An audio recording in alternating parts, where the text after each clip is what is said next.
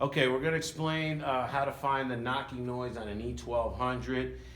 You got to remember there's a lot of tubular tubing on this, so the noise travels through this machine incredibly.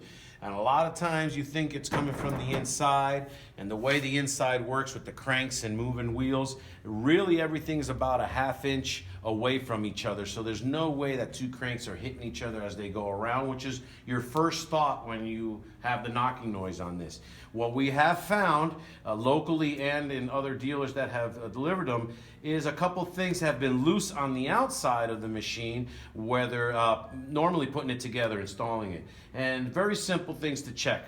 Okay, so first we're going to start down here by one of the most important ones, which is the levelers. If these levelers are not completely flat on the floor, you're going to get a knocking noise. So all these levelers have to be firmly on the floor. From there we go to check these two outside bolts. We check these on here. Sometimes we'll screw them hand tight. They don't tighten down all the way. Sometimes we snug them and not tighten them all the way. Any type of movement is going to cause a knock noise when you got metal on metal. Another area is going to be right here, this pivoting point, and the back pivoting point, because this is one of the arms that we put together. The next thing is going to be right here inside this arm. There's two more bolts, and underneath here on this arm there's two more bolts. These are all installation points where we want to go back and check.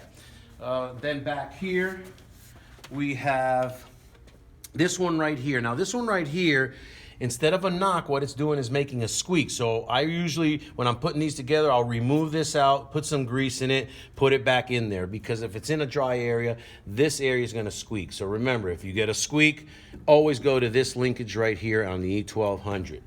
Other than that, you may have this loose a little bit that may make a knocking noise. You just want to tighten everything out. And last is these two right here, which is part of the installation, that also sometimes are loose and make a knocking noise. Try all that out. If you have any trouble, just call us.